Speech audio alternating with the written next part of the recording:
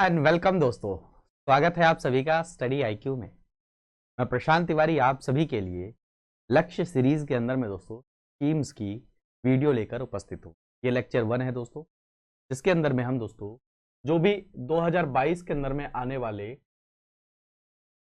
Current affair के अंदर में आप सभी को पता है कई सारी स्कीम्स के क्वेश्चंस आते हैं प्रीलिम्स के एग्जाम में। तो मैं कोशिश करूंगा कि जो जो इंपॉर्टेंट स्कीम्स हैं जिनके बारे में आपको पता होना चाहिए वो चीजें मैं यहां पर लिखूं। देखिए, स्कीम्स का जो सेक्शन है वो बहुत ब्रॉड है, उसमें बहुत सारी स्कीम्स आ जाती है, बहुत सारी स्कीम्स।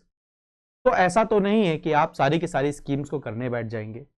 उनमें से कुछ स्कीम्स ऐसी हैं जो अदर न्यूज के कारण में इस समय के लिए बहुत ज्यादा इंपॉर्टेंट हो जाती है। मान के चलिए अगर कोई स्कीम वृद्ध से रिलेटेड है, ओल्ड एज से रिलेटेड है, सीनियर सिटीजन से रिलेटेड, वो इंपॉर्टेंट हो जाती है। मान लीजिए कोई स्कीम ट्रांसजेंडर से रिलेटेड है, वो इंपॉर्टेंट हो जाती है। मान लीजिए कोई स्कीम दिव्यांग जन से रिलेटेड है, वो इंपॉर्टेंट हो जाती है। कोई scheme SC ST women minority उनसे है, वो इंपॉर्टेंट हो जाती है। साइंस एंड टेक से रिलेटेड है, वो इंपॉर्टेंट हो जाती है। तो सारी चीजों को हम यहां पर करेंगे। ये लेक्चर 1 है। आई थिंक आप इस सेशन को एंजॉय करेंगे। पहले मैंने जो आपको रिपोर्ट्स और इंडिसेस वाला सेशन कराया था उसमें बहुत ज्यादा प्यार आप सभी ने दिया, इसके लिए थैंक यू सो मच। तो चलिए आगे बढ़ते हैं। सबसे पहली जो स्कीम देखते हैं दोस्तों, ये बहुत ज्यादा इंपॉर्टेंट है आपके एग्जाम के लिए। मैं अगर कहूं कि बहुत ज्यादा इंपॉर्टेंट स्कीम्स में से अगर कोई है तो ये है अमृत। क्या है? अमृत। आजादी का अमृत काल, अमृत, दोनों में रिलेशन नहीं है बट याद जरूर रखें। अभी बताता हूं। Atal mission for rejuvenation and urban transformation.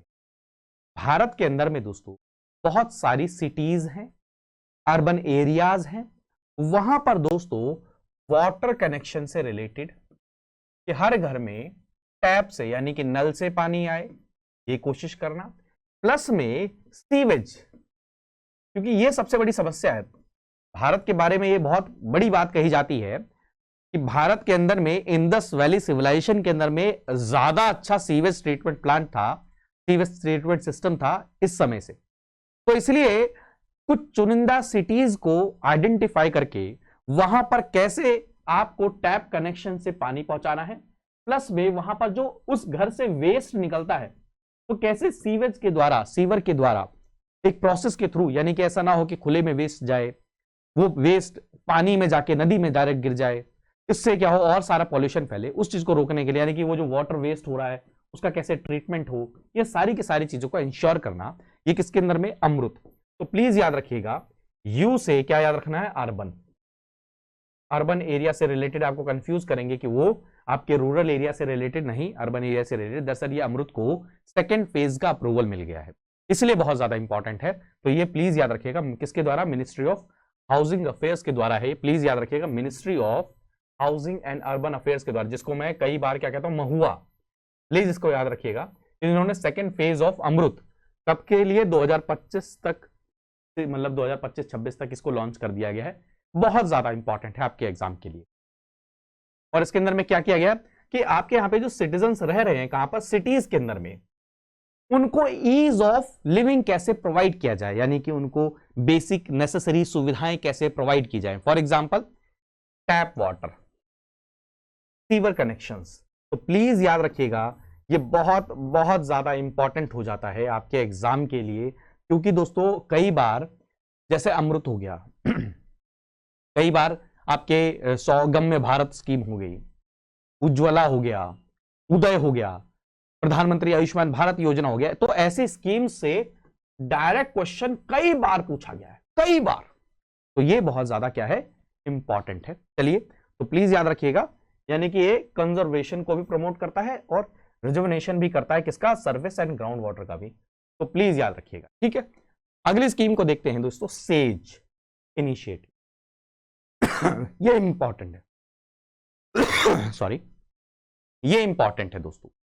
ये इसलिए इंपॉर्टेंट है क्योंकि सीनियर सिटीजन्स को कई सारे प्रोडक्ट्स की जरूरत पड़ती है, कई सारी सर्विसेज की भी जरूरत पड़ती है। और वो सारे प्रोडक्ट्स, वो सारी सर्विसेज कई सारे स्टार्टअप्स प्रोवाइड कराते हैं। तो उन स्टार्टअप्स को, उन सर्विसेज को एक जगह लाने के लिए ये इनिशिएटिव लिया गया है। प्लीज याद रखिएगा, सीनियर सिटीजन से रिलेटेड, जिनकी एज बढ़ रही है, उनकी सुविधाओं के लिए, यानी कि वहां पर जो जो स्टार्टअप है, मान के चलिए कोई सीनियर सिटीजन के लिए हेल्पफुल स्टार्टअप है, कैसा कि वो आपको मान के चलिए वहां पर कोई वॉलंटियर्स प्रोवाइड कराते हैं जो उनकी केयर कर सके, या फिर मान के चलिए ट्रैवल के लिए अलग से उनके लिए कोई सुविधाएं प्रोवाइड की गई हैं। तो ये क्या है, स्टार्टअप है। और वो उन स्टार्टअप को, यानी कि जो रिलायबल स्टार्टअप हैं, उनके प्रोडक्ट एंड उनके सर्विसेज को एक जगह पर लाया गया है, जहां पर सीनियर सिटीजन्स को इधर उधर ना घूमना पड़े, वो एक ही जगह पर क्या कर सकते हैं, एक्सेस ले सकते हैं इन सर्विसेज का। तो प्लीज स्टेज के बारे में याद रखिएगा, किसके द्वारा, ministry of social justice and empowerment के द्वारा शुरू किया गया है। क्या है, senior care ageing growth engine. Please इसको याद रखिएगा, बहुत ज्यादा इंपॉर्टेंट है आपके एग्जाम के लिए। ठीक है दोस्तों, तो ये क्या है, वन स्टॉप एक्सेस है ऑफ एल्डरली केयर प्रोडक्ट्स, मैंने बताया था, products and services by credible startups. यही बताया आपको मैंने कि जो स्टार्टअप्स हैं वो हो सकता है कई सारी चीजें शुरू कर रहे हो, कई सारे प्रोडक्ट्स बना रहे हो, कई सारी सर्विसेज बना रहे हो, तो वो सब कुछ क्या एक जगह पर, यानी कि वन स्टॉप एक्सेस प्रोवाइड किया जा रहा है इसके अंदर में। प्लीज इस चीज को याद रखिएगा। ठीक है, सेज पोर्टल के startup can apply for being the part of says through says portal, वो अप्लाई कर सकते हैं। प्लीज इस चीज को याद रखिएगा, बहुत ज्यादा इंपॉर्टेंट है सेज इनिशिएटिव। चले आगे बढ़े, अगला जो है पीएम दक्ष। दक्ष का मतलब दक्षता होना, एक्सपर्ट होना। एक्सपर्ट किसमें, स्किल्स में, कुशलता में। तो ये इंपॉर्टेंट इसलिए है कि जो टारगेटेड बेनिफिशियरीज है, कौन कौन, एससी एसटी, सफाई कर्मचारीज, उनको स्किल डेवलपमेंट उनको कैसे मिले, उसके रिलेटेड ये शुरू किया गया पीएम दक्ष। प्लीज याद रखिएगा, इसके द्वारा लॉन्च किया गया, ये भी ministry of social justice and empowerment के द्वारा लॉन्च किया गया है पीएम दक्ष। प्लीज याद रखिएगा, प्रधानमंत्री दक्षता और कुशलता संपन्न हितग्राही पोर्टल, और उसके साथ में क्या किया, ऐप भी लॉन्च किया गया। किस लिए, फिर मैं बता रहा हूं, जो स्किल डेवलपमेंट से रिलेटेड जो भी स्कीम्स हैं वो एक्सेसिबल हो जाएं, किनको, जो टारगेटेड ग्रुप्स हैं, कैसे, backward classes, schedule caste and सफाई कर्मचारी। प्लीज याद रखिएगा, यानी कि जो एलिजिबल टारगेट है, बिल्कुल, यानी कि ये जो पोर्टल है या जो ऐप है, जो स्कीम है, ये इस सेक्शन को टारगेट करके क्या किया गया है, शुरू किया गया है कि इस सेक्शन के, इस कम्युनिटी के, इस कास्ट के, इस ग्रुप के जो वल्नरेबल सेक्शन है, जो पिछड़ा तबका है, वो क्या कर सके, इन स्कीम को एक्सेस कर सके। प्लीज इसकी मिनिस्ट्री को याद रखिएगा, और क्या है, आपको कंफ्यूज करेंगे, पीएम दक्ष से आपको कंफ्यूज कर देंगे कि ये स्कूल से रिलेटेड है, तो आपको पता होना चाहिए नहीं, ये इनसे रिलेटेड है। और ये क्या है, अप स्किलिंग हो गया, री स्किलिंग हो गया, सबके सब इसके अंदर रजिस्टर करके क्या कर सकते हैं, सारी चीजें सीख सकते हैं। तो प्लीज याद रखिएगा, इसमें 3 कॉर्पोरेशन जो मिनिस्ट्री के अंदर में है वो काम कर रहे हैं। जैसे देखिए, national schedule caste finance and development corporation काम कर रहा है, national backward classes and development corporation काम कर रहा है, नेशनल सफाई कर्मचारी एंड फाइनेंस कॉर्पोरेशन, ये तीनों के तीनों मिलकर क्या कर रहे हैं, इसको इंप्लीमेंट कर रहे हैं। प्लीज याद रखिएगा, ट्रेनिंग हो गया, स्किल नहीं प्रोवाइड कराने, अगर कोई पुरानी स्किल है उसको भी रीस्किल करना, अगर इस सेक्शन से आप बिलोंग करते हैं तो इस ऐप के थ्रू आप क्या कर सकते हैं, इस्तेमाल कर सकते हैं। प्लीज, बहुत ज्यादा इंपॉर्टेंट है। अगला देखते हैं, श्रेष्ठ योजना। श्रेष्ठ, बढ़िया होना, बिल्कुल एक्सेलेंस की तरफ, है ना, श्रेष्ठ। तो ये किस लिए है दोस्तों, इस चीज को प्लीज याद रखिएगा। इसको कौन इंप्लीमेंट कर रहा है, ministry of social justice and empowerment के द्वारा किया जा रहा है। और जो शेड्यूल कास्ट के स्टूडेंट्स हैं, उनको कैसे श्रेष्ठ बनाया जाए, उनका कैसे अपलिफ्टमेंट हो, क्या है दोस्तों, उनका सोशियो इकोनॉमिक अपलिफ्टमेंट हो, ओवरऑल डेवलपमेंट हो, किसका, शेड्यूल कास्ट स्टूडेंट्स का। किसके द्वारा, देखिए उनके लिए कई जगह पे हॉस्टल अवेलेबल नहीं होते, तो उनको ये हॉस्टल की सुविधाएं प्रोवाइड कराना, किसके द्वारा, इस श्रेष्ठ स्कीम के द्वारा। प्लीज आप सोचिए, अगर एक क्वेश्चन आ जाए एग्जाम में, तो दूर दूर तक कोई रिलेशन नहीं बन रहा, कोई रिलेशन नहीं बन रहा। और मैं आपको बताऊं, अगर पिछले 4 साल का पेपर उठा के देख लो, स्कीम से डायरेक्ट क्वेश्चन आते हैं, डायरेक्ट क्वेश्चन स्कीम से आते हैं। आपसे पूछ लेंगे, Shreshta scheme recently seen in news related to which of this following things. अब आप कहोगे, कंफ्यूज होगे, तो श्रेष्ठ किससे रिलेटेड है, जो शेड्यूल कास्ट के बच्चे हैं उनके सोशियो इकोनॉमिक अपलिफ्टमेंट के लिए दोस्तों क्या किया जा रहा है, इस स्कीम को इंप्लीमेंट किया जा रहा है, जहां पर high quality residential education provide की जाएगी प्राइवेट स्कूल्स के अंदर में। This is very very very important दोस्तों, बहुत इंपॉर्टेंट है। मिनिस्ट्री देखिए, स्कीम के अंदर में 4-5 चीजें बहुत इंपॉर्टेंट होती है। एक, कौन सी मिनिस्ट्री / डिपार्टमेंट कर रहा है, टारगेट ऑडियंस क्या है, ठीक है, और उसका ऑब्जेक्टिव क्या है। स्कीम में अगर क्वेश्चन आएंगे तो इन्हीं 3 डायमेंशन के अंदर में क्वेश्चन आते हैं, ठीक है। इसकी पीडीएफ आपको मिल जाएगी, टेंशन लेने वाली बात नहीं है। बस आप मेरे साथ में क्या करते रहिए, रिवाइज करते रहिए आपके एग्जाम के लिए जो जो इंपॉर्टेंट है, जो मुझे लगता है। देखिए ऐसा है कि मैं कई सारी स्कीम्स मिस भी करूंगा, लेकिन वो मैं इसलिए मिस करूंगा क्योंकि मैं जानता हूं कि अगर आप सीरियस एस्पिरेंट हैं तो वो स्कीम्स आपने पढ़ी होंगी, लेकिन मैं उन स्कीम्स को जरूर इंक्लूड करूंगा जहां पर मुझे उम्मीद है कि आप उसको मिस कर जाएंगे, आप वहां पर उसको मिस कर जाएंगे, और आपके सीरियस एस्पिरेंट होने के नाते वो मार्क्स मिस नहीं होने चाहिए, इसलिए मैं उन स्कीम को भी लेकर आऊंगा। अगला है दोस्तों गरिमा गृह। गृह मतलब होम, गरिमा मतलब रिस्पेक्ट, जो आप सभी जानते हैं। तो ये किसके लिए है? ये दोस्तों ट्रांसजेंडर्स, उनके लिए होम शेल्टर्स के रूप में ये क्या किया गया, शुरू किया गया। प्लीज याद रखिएगा, ये किसके द्वारा? सोशल जस्टिस एंड एम्पावरमेंट के द्वारा। मिनिस्ट्री, वही मिनिस्ट्री याद रखिएगा। और ये किस लिए दोस्तों? होम शेल्टर, यानी कि home shelter for transgender persons के लिए इसको शुरू किया गया है। प्लीज इस चीज को याद रखिएगा। रिसेंटली सुप्रीम कोर्ट ने एक जजमेंट में और एक हाई कोर्ट ने भी अपनी जजमेंट में कहा कि सिर्फ और सिर्फ ट्रांसजेंडर के लिए नहीं होना चाहिए, ठीक है, ये अलग अलग जेंडर्स के लिए भी अवेलेबल होना चाहिए, जो क्या नाम है अपना सेक्सुअल वो चीजें चेंज कराते हैं, उनके लिए भी होना चाहिए। बट अभी के लिए प्लीज याद रखिएगा, ट्रांस कम्युनिटी के लिए, ट्रांसजेंडर के लिए क्या है, गरिमा गृह ये शुरू किया गया है। प्लीज याद रखिए, जैसे यहाँ पर कपड़े हो गए, खाना हो गया, अब उनकी फैसिलिटीज कैसे, उनको कोई स्किल प्रोवाइड कराना हो गया, सारी चीजें क्या कराई जाएंगी, उनको यहाँ पर प्रोवाइड की जाएंगी। लीगल सपोर्ट दिया जाएगा, टेक्निकल एडवाइस दी जाएगी, सारी चीजें यहाँ पर गरिमा गृह के अंदर में ये चीजें प्रोवाइड की जाएंगी। प्लीज इसको, बहुत ज्यादा इंपॉर्टेंट है गरिमा गृह आपके एग्जाम के लिए, ठीक है। अगला जो है, तो अगली जो स्कीम हम देखने वाले हैं वो है सुगम्य भारत अभियान। सुगम्य भारत, आप सभी जानते हैं दोस्तों, हमारे यहाँ पे दिव्यांगजन हैं, तो उनके लिए मान के चलिए कोई गवर्नमेंट ऑफिस है, वो कैसे एक्सेसिबल बने। मान के चलिए पब्लिक ट्रांसपोर्ट है, वो कैसे एक्सेसिबल बने। मान के चलिए कॉलेज है, स्कूल है, वो कैसे एक्सेसिबल बने। यानी कि ये सारी चीजें किसके अंदर में आती हैं? सुगम्य भारत अभियान के अंदर में आते हैं। प्लीज इस चीज को याद रखिएगा। तो सुगम्य भारत अभियान ये क्या है दोस्तों? ये इसलिए नेशन वाइड फ्लैगशिप कैंपेन है, किस चीज के लिए? यूनिवर्सल एक्सेसिबिलिटी को अचीव करने के लिए। प्लीज याद रखिएगा, ये बहुत ज्यादा जो पर्सन विद डिसेबिलिटीज हैं, यानी कि दिव्यांगजन हैं, उनके लिए कैसे सारी की सारी सुविधाएं एक्सेसिबल बनाई जाए। देखिए अभी रिसेंटली जवाब दिया सरकार ने कि ऑलमोस्ट सिर्फ 8% के आसपास में, जहां तक मुझे एग्जैक्टली ध्यान है, जो इंफ्रास्ट्रक्चर है वो क्या है, एक्सेसिबल है दिव्यांगजन को।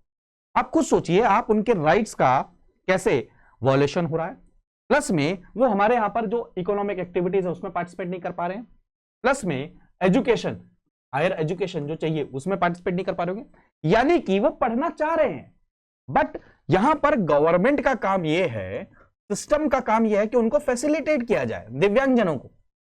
लेकिन जो कि क्या है, आप अगर देखिए सिनेमा हॉल्स वो एक्सेसिबल नहीं होते। इवन अभी रिसेंटली केस आया था जहां पे दिव्यांगजन को व्हील चेयर के माध्यम से ले जाने से एक फ्लाइट एयरलाइंस ने मना कर दिया। तो ये सब क्या है, यानी कि एक्सेसिबल नहीं बना रखा हमने, जो एनवायरमेंट है उसको एक्सेसिबल नहीं बना रखा। तो इसलिए नेशन वाइड लेवल पर यूनिवर्सल एक्सेसिबिलिटी को कैसे अचीव किया जाए, उसलिए इस चीज को शुरू किया गया था, इस स्कीम को, ठीक है। चलें अगली देखते हैं, निपुण भारत। निपुण मतलब किसी को थोड़ा सा दक्ष करना, किसी को थोड़ा सा उसके अंदर में एक्सपर्ट बनाना, थोड़ा सा किसी के अंदर में और ज्यादा उसको इंप्रूव करना। तो ये एजुकेशन सेक्टर से रिलेटेड है। न्यू एजुकेशन पॉलिसी के तहत में इसको लागू किया गया। निपुण भारत के अंदर में क्या है दोस्तों, जो भी आपके 3 से 9 साल के बच्चे हैं, उनकी पढ़ने की और लिखने की जो क्षमता है उसको आंकने के लिए निपुण भारत शुरू किया गया। जैसे मिनिस्ट्री ऑफ एजुकेशन के द्वारा इसको लॉन्च किया गया है, national initiative for proficiency in reading, यानी कि पढ़ने, एंड अंडरस्टैंडिंग एंड न्यूमरेसी, यानी कि पढ़ सकते हैं, समझ सकते हैं, और नंबर सिस्टम को कितना लिख सकते हैं, समझ सकते हैं। प्लीज याद रखिएगा, और ये कौन से एज ग्रुप को कवर करता है? 3 से 9 साल के। ठीक है, प्लीज याद रखिएगा, आने वाले समय में 3 साल की उम्र तक पहुंचते पहुंचते बच्चे कितना ज्यादा पढ़ सकते हैं, कितना ज्यादा समझ सकते हो जो पढ़ रहे हैं, और क्या नंबर्स को समझ पा रहे हैं, क्या लिख पा रहे हैं, ये सारी की सारी चीजें इसके अंदर में की गई हैं। यानी कि क्या नाम है, आपके फाउंडेशनल लिटरेसी हो गया, रीडिंग लिटरेसी हो गया, क्या नाम है, अंडरस्टैंडिंग हो गया, और उसके साथ में दोस्तों ये सारी लिख पा रहे हैं, समझ पा रहे हैं। देखिए राइटिंग एंड न्यूमरेसी। ठीक है, प्लीज याद रखिएगा 2026-27 तक क्या लेवल पर पहुंचना है, क्योंकि हमारे यहाँ पर हमने टारगेट लिया है कि हमें, क्योंकि आपको पता है कई सारी स्कीम्स क्या की जा रही है, रिजल्ट ओरिएंटेड स्कीम लागू की जा रही है कई सारी, तो उसके अंदर में ये भी एक स्कीम। ठीक है, कैसे आने वाले समय, तो प्लीज याद रखें निपुण भारत किससे रिलेटेड है? स्टूडेंट से रिलेटेड। किससे? स्टूडेंट से रिलेटेड है। क्या एज ग्रुप? 3 से 9 साल, जिनको क्या करना है? रीडिंग, अंडरस्टैंडिंग और नंबर सिस्टम वाली जो कैपेसिटी है उनकी रीडिंग और राइटिंग में, उसको क्या करना है? इंक्रीज करना है। ठीक है, चलें आगे बढ़े। अगला जो है दोस्तों युवा, young upcoming and versatile author. दरअसल ये एक बहुत अर्जेंट नीड ये समझी जा रही है सरकार के द्वारा कि भारत के कल्चर के बारे में बहुत कम लिखा गया है, बहुत कम पब्लिकेशंस हैं, तो क्यों ना भारत के बारे में, भारत के कल्चर के बारे में, भारत के हेरिटेज के बारे में प्रमोट किया जाए लोगों को लिखने के लिए। उसके लिए स्कीम लागू की गई युवा। प्लीज ये बहुत ज्यादा इंपॉर्टेंट है। ये स्कीम मिनिस्ट्री ऑफ एजुकेशन के द्वारा शुरू की गई, और इसके अंदर में गवर्नमेंट एक तरीके से जो 30 साल से कम की जो एज के युवा ऑथर हैं उनको क्या करेगी? एक तरीके ट्रेनिंग प्रोवाइड कराएगी, जहां पर वो कल्चर से रिलेटेड बुक लिखे, प्रोजेक्ट इंडिया से रिलेटेड चीजों को ग्लोबली लेवल पर पहुंचाएं, भारत के बारे में, भारत के कल्चर के बारे में, भारत की संस्कृति के बारे में, भारत के जो लैंग्वेजेस हैं, डाइवर्सिटी है, उनके बारे में नेशनल लेवल पर तो अवेयरनेस फैलाए हैं। साथ में वो, अगर आप खुद सोचिए, अगर इतने ज्यादा राइटर्स होंगे तो कई सारे राइटर्स की ऐसी भी रिसर्च होंगी, कई सारे राइटर्स की ऐसी भी बहुत अच्छी अच्छी क्या होंगी, बुक्स होंगी जो वर्ल्ड लेवल पर भी क्या इंपैक्ट छोड़ेंगी, और वो इंपैक्ट क्या होगा? इंडिया के लिए बहुत सही होगा। तो इसलिए क्या किया जा रहा है? इसको शुरू किया गया, यानी कि मेंटोर किया जा रहा है एक तरीके से किसको?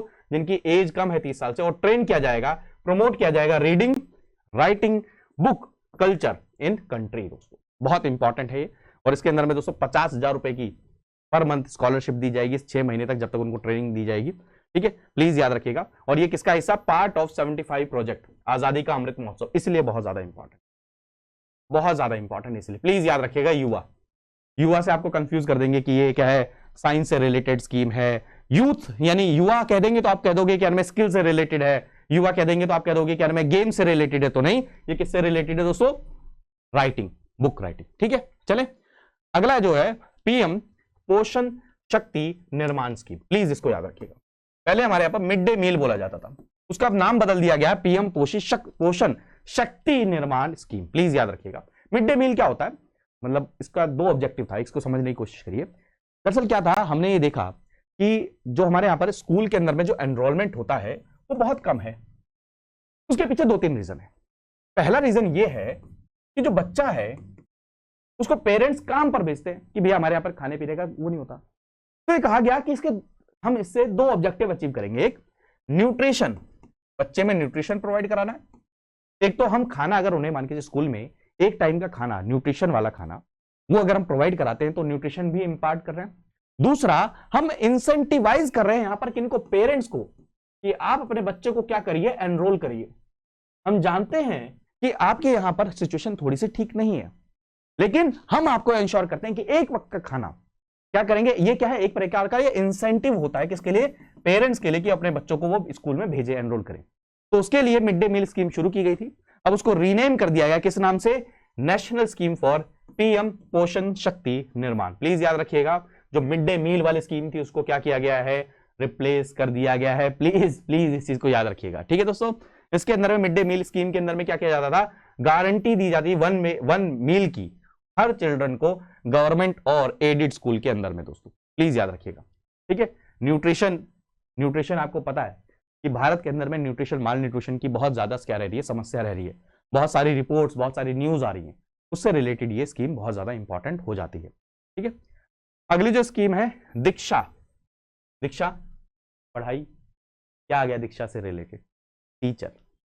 यहां पर इस पोर्टल के माध्यम से, इस प्लेटफॉर्म के माध्यम से टीचर्स एजुकेशन प्रोवाइड करा रहे हैं किसको? स्टूडेंट्स को। क्या है? स्टूडेंट्स को। प्लीज याद रखिए दीक्षा पोर्टल प्लेटफॉर्म, प्लीज याद रखिएगा, किसके द्वारा?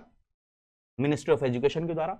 दीक्षा का मतलब क्या है? Digital infrastructure for knowledge sharing. यानी कि आप सभी जानते हैं कि कोविड ने कितनी ज्यादा प्रॉब्लम क्रिएट करी, जहां पर हमें ऑनलाइन इंफॉर्मेशन पे चेंज करना पड़ा, नॉलेज शेयरिंग पे ऑनलाइन प्लेटफॉर्म पे हमें जाना पड़ा, ऑनलाइन क्लासेस, ऑनलाइन पढ़ाना, मैं भी आपको ऑनलाइन पढ़ा रहा हूं। तो उसके लिए क्या किया गया है कि नेशनल लेवल का है, क्या है, एक प्लेटफॉर्म है जहां पर टीचर क्या कर रहे हैं, टीचर करंटली इंगेज कर रहे हैं स्टूडेंट्स के साथ में उनको नॉलेज प्रोवाइड कराने के लिए। प्लीज याद रखिएगा ये क्या है, 100% फ्री है और ये ऑपरेट किया जाता है किसके द्वारा? मिनिस्ट्री ऑफ एजुकेशन के द्वारा। दीक्षा प्लेटफॉर्म, दीक्षा वर्ड से याद रखिएगा, टीचर, एजुकेशन, स्टूडेंट्स, ठीक है, बस याद रखिएगा ये 3 लाइन, ठीक है। चले आगे बढ़े। अगला जो है दोस्तों Kapila, this is utmost important. अगर इसे डबल ट्रिपल 4 स्टार मार्क करना चाहो तो कर लो। के से क्या याद करना? कलाम साहब। कलाम साहब क्या है? Great scientist, rocket man. और उनके, अब आपको पता है भारत के अंदर में सबसे बड़ी समस्या क्या है? हायर एजुकेशन कॉलेजेस जो होते हैं वहां पर रिसर्च होती है, इनोवेशन होती है, बट उनको इंटेलेक्चुअल प्रॉपर्टी राइट्स के तहत पेटेंट नहीं कराया जाता। भारत की सबसे बड़ी समस्या है हमारी टेक्नोलॉजी को कई सारे अलग अलग, जैसे फार्मा के अंदर बहुत ज्यादा हुआ कि हमारी कई सारी फार्मा की जो नॉलेज थी उसको कई सारी बाहर की कंपनीज ने क्या किया, पेटेंट करा लिया। तो उससे रिलेटेड ये स्कीम लागू की गई कि जो यंग पॉपुलेशन है, यंग जनरेशन है, यंग स्टूडेंट्स हैं, उनको अवेयर किया जाए, उनको फैसिलिटेट किया जाए, उनको मोटिवेट किया जाए, किस लिए? कि वो कैसे आने वाले समय में इंटेलेक्चुअल प्रॉपर्टी राइट्स के बारे में जाने, कैसे उसके अंदर में क्या अपने आप को रजिस्टर करे, कैसे अपने रिसर्च का पेटेंट करवाए। तो याद रखिएगा ये क्या है? Kalam program for intellectual property literacy and awareness, Kapila scheme, Kapila campaign. Please याद रखिएगा किस लिए है? इंटेलेक्चुअल प्रॉपर्टी से लिटरेसी को क्रिएट करने के लिए, पेटेंट अवेयरनेस के लिए। प्लीज याद रखिएगा, ठीक है दोस्तों। फैकल्टी हो गए, इसमें हायर एजुकेशन इंस्टीट्यूशन में पढ़ने वाले स्टूडेंट्स हो गए, उन सबको क्या किया जाएगा? अवेयर किया जाएगा। मिनिस्ट्री ऑफ एजुकेशन को प्लीज याद रखिएगा, ठीक है। अवेयर करना, उनको फैसिलिटेट करना, उनको मोटिवेट करना, ठीक है। चले अगला जो है सत्यम प्रोग्राम। क्या है? सत्यम प्रोग्राम। तो ये किसके द्वारा किया गया है? Ministry of science and technology के द्वारा शुरू किया। अब इसके अंदर में होगा क्या? अब सत्यम से आप समझिए ये क्या है? वाई से समझिए योगा, वाई से समझिए योगा, और एम से समझिए मेडिटेशन। अब देखिए आप दूर दूर तक अंदाजा नहीं लगा सकते इसका नाम पढ़ के, दूर दूर तक। और ये अगर आ जाता तो क्या है? ये launched in 2015 to strengthen research in areas of yoga and meditation के अंदर में, योगा एंड मेडिटेशन के अंदर में रिसर्च को बढ़ावा देने के लिए सत्यम स्कीम शुरू की गई थी। किसके द्वारा? Ministry of science and technology के द्वारा। प्लीज याद रखिएगा।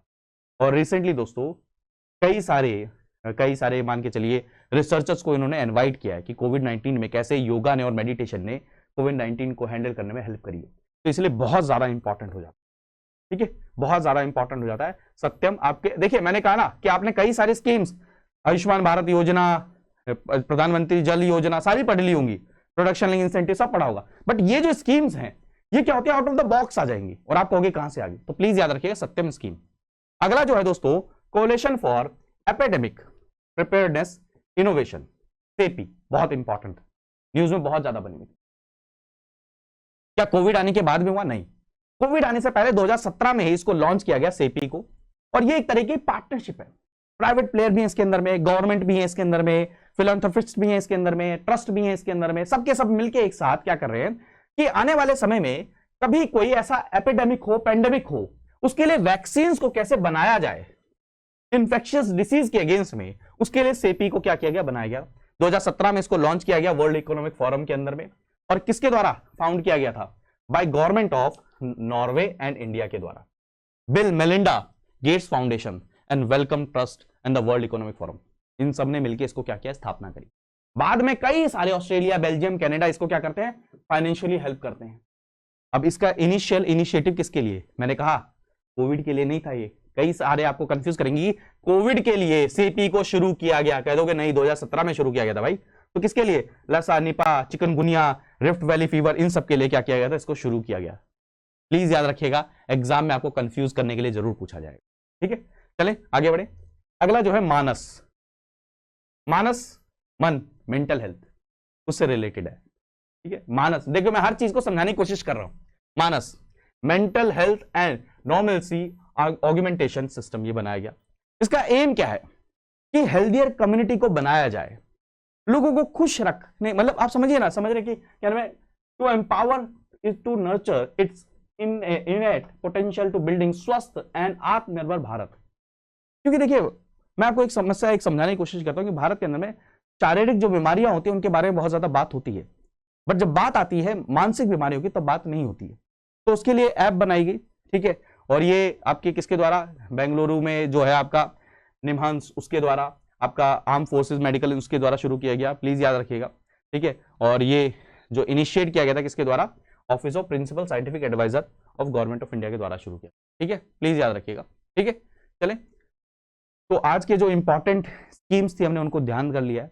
आने वाले समय में और ऐसे लेक्चर्स में लेकर आऊंगा ही, तब तक आप इसको देखिए, रिवाइज करिए। और अभी कोई डाउट रह जाए तो ये रही मेरी इंस्टाग्राम आईडी है, ट्विटर है, टेलीग्राम है, आप मुझसे कनेक्ट कर सकते हैं।